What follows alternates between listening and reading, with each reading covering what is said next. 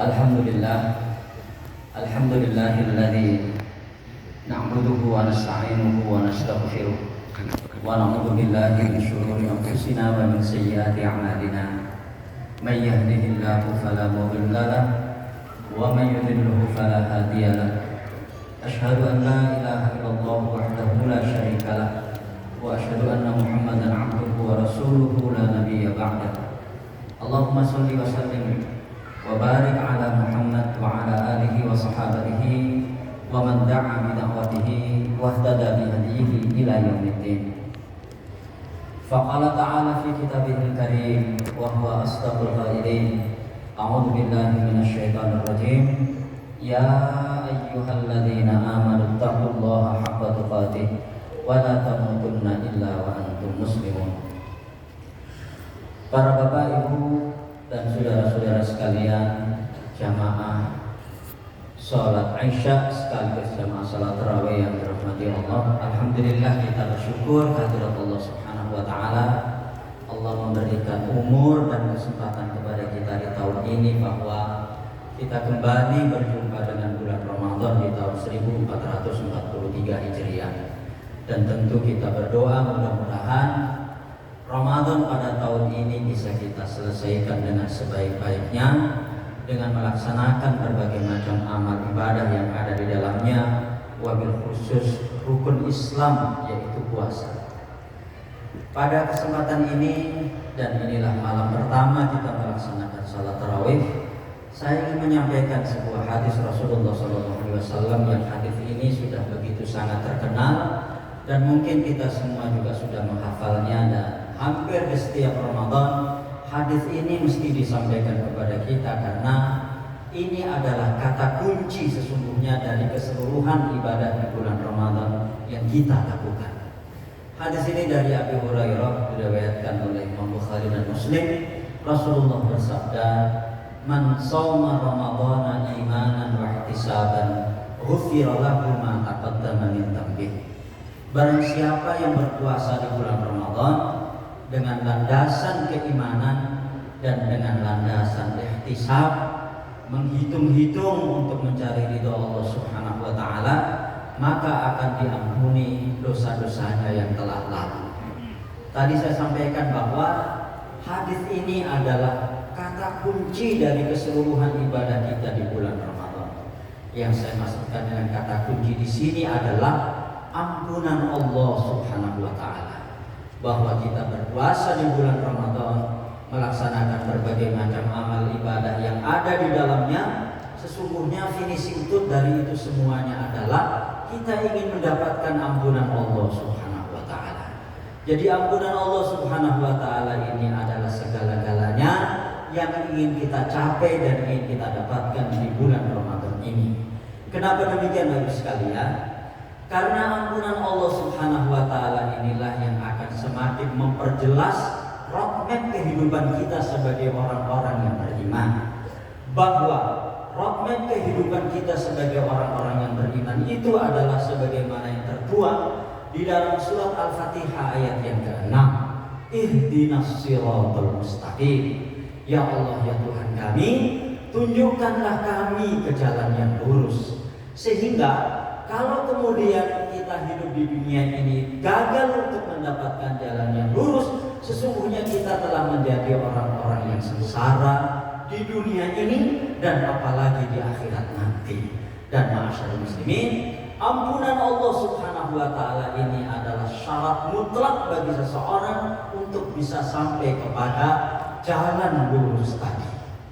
Apalagi kalau kaitannya dengan bulan Ramadan. Persoalan ampunan Allah Subhanahu wa taala ini menjadi segalanya. Di dalam hadis yang lain dari Abu Hurairah yang diriwayatkan oleh Imam Tirmidzi, Rasulullah bersabda, "Raghima anfu rajulin dzukirtu 'indahu falam yusalli 'alayya. Wa raghima anfu rajulin dakhala 'alaihi Ramadan thumma salaha qabla an yughfara lahu. Wa raghima anfu rajulin adraka indahu abawahul kibara falam yudkhilahu jannah." Rasulullah bersabda, sungguh celaka bagi seseorang ketika disebutkan namaku di hadapannya dan dia tidak menyampaikan sholawat kepadaku. Yang pertama. Yang kedua, sungguh celaka orang yang masuk di dalam kehidupannya itu bulan Ramadan dan kemudian bulan Ramadan itu selesai dan dia belum mendapatkan ampunan. Dan sungguh celaka bagi orang yang kedapatan ayahnya dalam usia tua bersama dirinya dan kemudian dia tidak bisa memasukkannya ke dalam surga. Pada poin yang kedua ini yang saya garis bawahi masyarakat muslimin, sungguh celaka bagi orang yang memasuki bulan Ramadan dan kemudian bulan Ramadan itu berlalu sebelum dia mendapatkan ampunan. Kalau kita lihat di dalam hadis ini, maka keseluruhan yang ingin kita capai di dalam bulan Ramadan ini ujung-ujungnya adalah ampunan Allah Subhanahu wa taala. Oleh karena itu, sekalian, di malam pertama ini atau mumpung kita masih di malam pertama ini, saya ingin mengingatkan 3 hal. Bagaimana caranya agar kita sampai kepada ampunan Allah Subhanahu wa taala tersebut? Pertama-tama, pastikan bahwa kita melakukan semua ibadah di dalam bulan Ramadan ini dengan semua keterkaitannya. Kita laksanakan puasa, kita laksanakan sahur, kita laksanakan berbuka, kita juga kalau mampu memberikan berbuka kepada orang lain, kita perbanyak sedekah, kita memperbanyak doa, kita iktikaf di masjid, dan bagi yang mampu kita umrah di bulan Ramadan karena memang dia memiliki keistimewaan tersendiri. Apa maksudnya ini? Maksudnya yang pertama-tama agar kita dapat ampunan Allah Subhanahu wa taala adalah kita bawa ibadah-ibadah di bulan Ramadan ini ke dalam nuansa ibadah. Saya ulang sekali lagi, kita bawa semua ibadah di dalam Ramadan ini ke dalam nuansa ibadah. Lupa, apa mungkin ibadah dibawa ke dalam nuansa yang lain? Mungkin. Ada ibadah-ibadah seseorang itu yang dibawa ke dalam nuansa yang lainnya, bukan nuansa ibadah. Apa contohnya? Contohnya ada orang menjadikan ibadahnya itu main-main. Ada orang menjadikan ibadahnya itu sebagai bahan gurauan. Bahkan kemudian ada orang yang mencampur adukan antara ibadah-ibadahnya itu dengan hal-hal yang tidak ada gunanya dalam kehidupannya. Pada 3 Jumat atau 2 Jumat yang lalu saya mencontohkan bab sahur misalnya. Sahur itu ibadah, dan karena ibadah hadirkanlah hati, hadirkanlah perasaan, hadirkanlah pikiran di dalam ibadah sahur itu. Karena kita sedang beribadah. Karena itu jangan campur adukan sahur itu dengan tontonan-tontonan yang tidak ada gunanya. Jangan campur adukan sahur itu dengan tontonan-tontonan komedi yang penuh dengan tertawa dan guyonan yang sama sekali tidak ada gunanya. Kenapa? Karena kita sedang beribadah. Dan saking pentingnya sahur itu sampai Rasulullah bersabda, "Tasahharu fa inna fis sahuri barakah." Sahurlah kalian semuanya karena sesungguhnya di dalam sahur itu ada keberkahan. Dan hadis ini diriwayatkan oleh Imam Bukhari dan Muslim.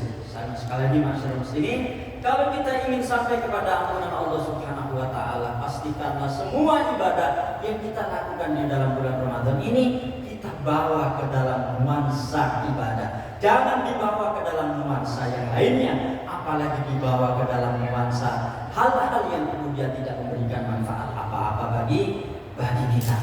Yang pertama. Yang kedua, pastikan bahwa kita berusaha sekuat tenaga untuk menjauhi hal-hal di dalam bulan Ramadan ini yang karena kita melakukan hal-hal itu, ampunan Allah Subhanahu wa taala tidak datang kepada kita. Kita sudah sering mendengarkan hadis yang ini banyak perawinya. Imam Tirmidzi meriwayatkan ini, Imam Ahmad meriwayatkan ini, Imam Ibnu Majah meriwayatkan ini. Di mana di dalam riwayat Ibnu Majah Rasulullah bersabda, "Rubba shaimin laisa lahu min siyamihi illa al-ju'. Wa rubba qaimin laisa lahu min qiyamihi illa as-sahar." Betapa banyak orang yang berpuasa tapi puasanya itu hanya mendapatkan lapar, dan betapa banyak orang yang bangun malam di dalam beribadah tapi bangun malamnya itu hanya mendapatkan begadang. Apa maknanya ini? Maknanya adalah bahwa ibadah-ibadah yang dia lakukan itu karena dicampur adukan dengan hal-hal yang dilarang oleh Allah Subhanahu wa taala, maka kemudian apa yang dilakukannya di dalam bulan Ramadan tidak bisa menghadirkan ampunan Allah Subhanahu wa taala. Kita juga sering mendengarkan sebuah hadis, "Man lam yada' qaula zuri wal 'amala bihi, falaysa lillahi hajatun fi an yada'a ta'amahu wa syarabahu." Barang siapa yang tidak bisa meninggalkan kata-kata dusta dan terus-menerus mengatakannya, maka sungguh Allah tidak akan berkenan untuk membalas lapar dan dahaganya. Inilah masyarakat muslimin yang mungkin perlu kita jauhi, karena kalau ini semuanya tetap kita lakukan, maka puasa kita tidak menghadirkan ampunan Allah Subhanahu wa taala. Yang kedua dan yang ketiga, ampunan Allah Subhanahu wa taala ini harus kita mohonkan, harus kita mintakan, dan kita mohon ampun secara terus-menerus kepada Allah Subhanahu wa taala di dalam bulan Ramadan ini, karena memang ampunan Allah Subhanahu wa taala itu akan mendatangkan manfaat yang banyak bagi kita, wabil khusus 3 hal yang disebutkan di dalam hadis ini, di mana di situ Rasulullah bersabda, "Man lazimal istighfar ja'alahu Allahu min kulli dhikin makhraja wa min kulli hammin faraja wa razaqahu min haitsu la yahtasib." Barang siapa yang membiasakan untuk beristighfar dan minta ampun kepada Allah Subhanahu wa taala, maka Allah akan menjadikan semua kesempitan yang dia alami jalan keluar, dan Allah akan menjadikan semua kegelisahan yang dia alami menjadi kesenangan, dan Allah akan memberikan rezeki dari jalan yang tidak diduga-duga. Berbanyaklah, mari kita perbanyak istighfar supaya ketiga hal ini bisa kita dapatkan. Nah, masyarakat muslimin, di malam pertama bulan Ramadan ini saya ingin mengajak kita semua pada kesempatan ini untuk benar-benar fokus di dalam menjalankan ibadah Ramadan, dan fokus untuk menjauhi hal-hal yang tidak ada gunanya, yang kemudian karenanya Allah tidak mengampuni kita. Dan pada saat yang sama, mari kita selalu berdoa kepada Allah Subhanahu wa taala di bulan Ramadan ini untuk selalu diberikan kekuatan sehingga kita bisa menjalankan puasa ini dengan sebaik-baiknya.